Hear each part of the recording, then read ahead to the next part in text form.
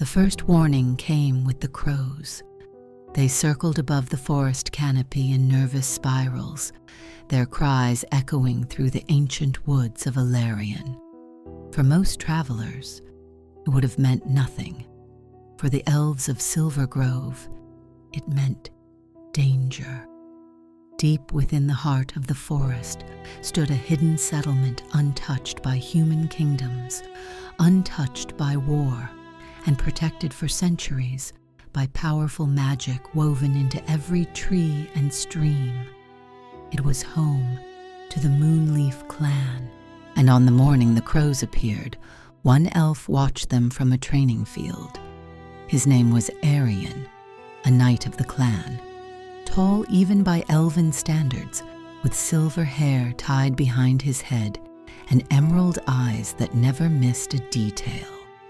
Unlike many elves, Aerion did not spend his days studying ancient magic. He trained with blade and shield. While others learned spells, he learned war, because someone had to. The peace of Silvergrove existed only because warriors stood ready to defend it.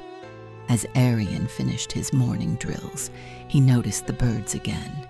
Too many, flying from the western border. Something had disturbed them, something large. He lowered his sword. A bad feeling settled in his chest. Without wasting time, he headed toward the village council. By sunset, scouts returned with grim news. Humans had entered the forest. Not merchants, not adventurers. Slave traders, nearly 50 of them, armed and moving in organized groups. The council chamber fell silent. The oldest elder closed his eyes. How close? 2 days away, the scout replied. Murmurs spread throughout the room. For generations, stories of slave caravans had circulated among the border settlements. Human criminals captured beast folk, elves, and anyone unfortunate enough to live beyond the protection of major kingdoms. Most never returned. The traders avoided large cities, but hidden clans like Silvergrove were tempting targets. Aerion stepped forward. They know we're here, the elder nodded slowly. It appears so. Another scout added, they carry enchanted cages. The room grew colder. This was not a random hunting party. Someone had planned this. Someone knew elves lived within the forest. One of the elders stood. We should evacuate. Several others agreed, but Aerion remained silent. Evacuating thousands of elves through dense forest would take days. The traders would catch them, and once they discovered the clan was fleeing, they would pursue relentlessly. The elder looked toward him. What do you suggest, knight? Aerion's answer came immediately. We stop them before they reach the village. The room erupted with protests. There are too many. We are not soldiers. The clan has not fought a war in centuries. Aerion listened patiently. Then he spoke. If we run, they will hunt us. Silence followed, because everyone knew he was right. The traders only needed to capture a few elves to profit. They would never stop. The elders exchanged worried glances. Finally, the clan chief stood, an ancient elf whose face carried the wisdom of 6 centuries. You have a plan? Aerion nodded. I do. The following morning, Aerion gathered every warrior in Silvergrove. The total number was disappointing, 32, against nearly 50 armed slavers. But numbers were not everything. The forest itself would become their ally. Aerion divided the warriors into teams. Archers would move through the trees. Mages would create barriers and illusions. The strongest fighters would accompany him. Their objective was simple: never allow the traders to reach the village. Over the next day, traps were prepared. hidden pits, falling logs, vines enchanted to bind intruders. By nightfall, Silvergrove had transformed into a battlefield. The warriors waited, the forest waited, and eventually, the slavers arrived. At dawn, the first trap activated. A thunderous crack echoed through the woods. Several traders vanished into concealed pits. Shouts erupted. Confusion spread through their ranks. Before they could regroup, arrows descended from the canopy. 3 men fell instantly. The others scrambled for cover. Aerion watched from a ridge. Good. The enemy was reacting exactly as expected. But these were not amateurs. Within minutes, they reorganized. Shields formed defensive lines. Crossbowmen returned fire. And mages began burning away sections of the forest. Aerion frowned. The traders were better equipped than anticipated. Someone wealthy was backing them. The battle intensified. Arrows flew. Spells exploded among the trees. For hours, neither side gained a decisive advantage. Then Aerion spotted him. The leader. A heavily armored human riding a black horse. Unlike the others, he stayed behind the fighting, observing, calculating, commanding. Aerion knew immediately if that man fell, the operation would collapse. So he made his decision. He would cut off the head. Leaving the main battle behind, Aerion moved through the forest alone, silent, fast, invisible among the trees. His destination was the enemy command position. Twice he encountered patrols. Twice he eliminated them without raising an alarm. Minutes later, he reached a clearing. There stood the leader, examining a map. Several guards surrounded him. Aerion drew his blade. The runes along its edge began glowing silver, moon steel, forged specifically to combat magical enemies. The first guard never saw him. A flash of silver. A body hit the ground. The second turned too late. Aerion's shield smashed into his face. Bone cracked. The remaining guards rushed forward. Steel collided. The clearing erupted into violence. Aerion moved like a storm. Years of training transformed every motion into deadly precision. One opponent fell, then another, and another. Within moments, only the leader remained. The human stared at him calmly. Not afraid, not surprised, almost amused. So, the man said, the Guardian finally arrives. Aerion stopped. You know who I am? The slaver smiled. I know everything about Silvergrove. A chill ran through Aerion. Everything? That was impossible. Unless someone had betrayed them. The realization struck like lightning. An informant, a spy. The clan had been sold. The human drew a curved sword. Your people are valuable, elf. Aerion raised his shield. You'll never touch them. The slaver laughed. We'll see. Then he attacked. The duel was unlike anything Aerion expected. The human was fast, far faster than ordinary soldiers. Dark magic flowed along his blade. Each strike carried unnatural power. Aerion blocked one attack. The impact nearly shattered his shield. The second strike cut across his shoulder. Blood spilled. The human grinned. You expected a merchant? Aerion remained silent. He focused, studied, waited. The slaver's confidence was becoming arrogance, and arrogance created openings. The battle continued. Trees splintered around them. Magic scorched the earth. Neither warrior yielded. Finally, Aerion noticed it.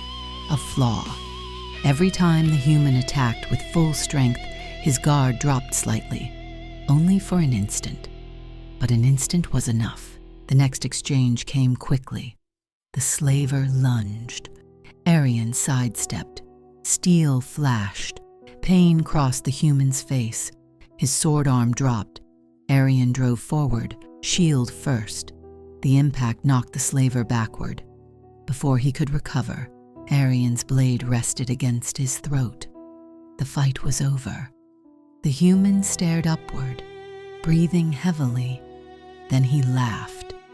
Even now, he laughed. "You think you've won?" Aerion frowned. The man reached into his cloak and crushed a crystal. A pulse of dark energy exploded across the forest. Every bird took flight. Every tree shuddered. Aerion stumbled backward. Then he heard screaming from Silvergrove. His heart froze. The village. This attack had only been a distraction. The real force had gone around them, toward the clan. The slaver smiled through bloody teeth. Too late. Aerion struck him unconscious, then sprinted toward home.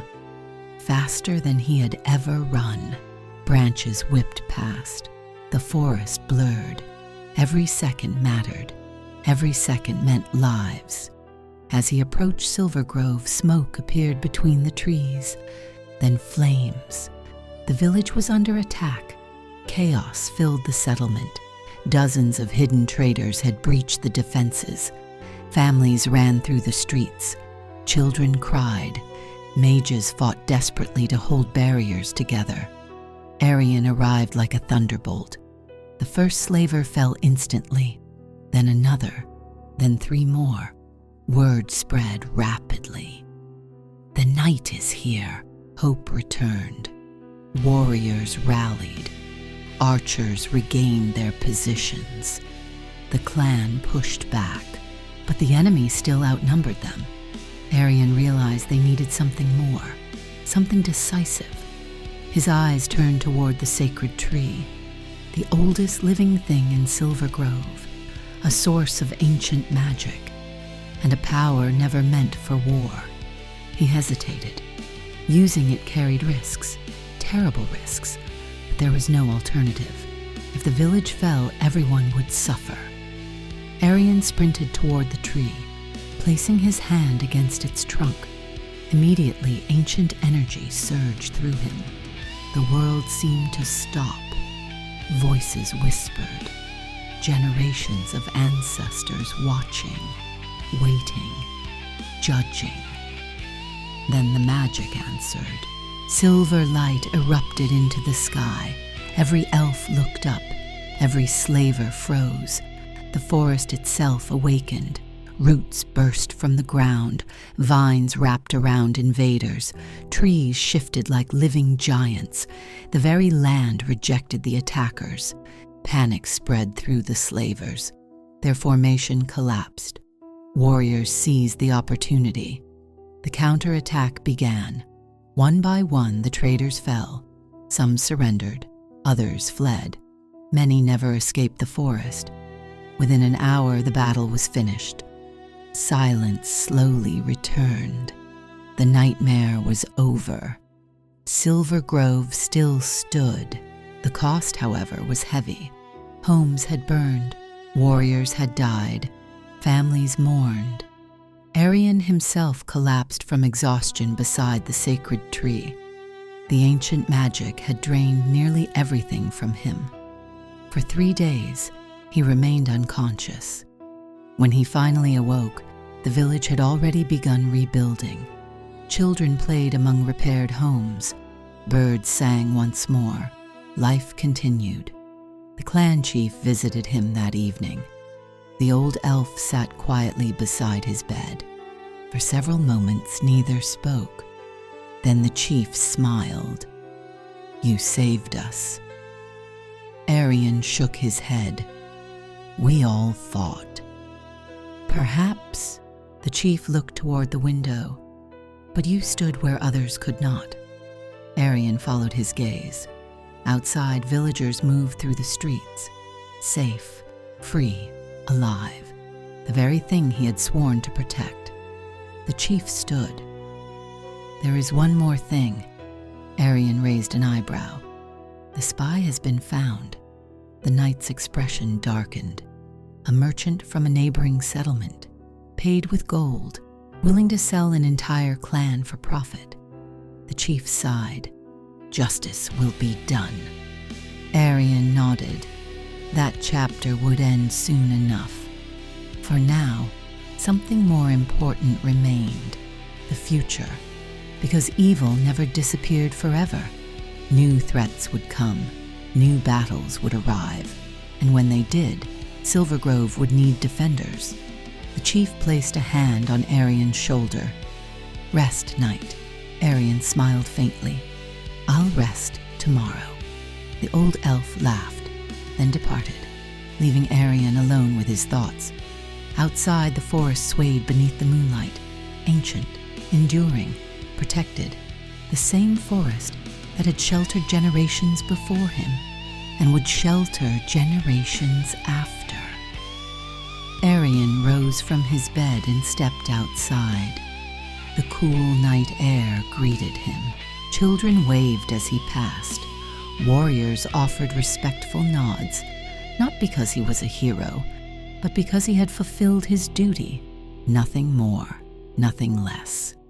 He looked toward the distant trees, toward the borders where danger always waited, and rested a hand upon the hilt of his sword. As long as he drew breath, no slaver would ever claim Silvergrove.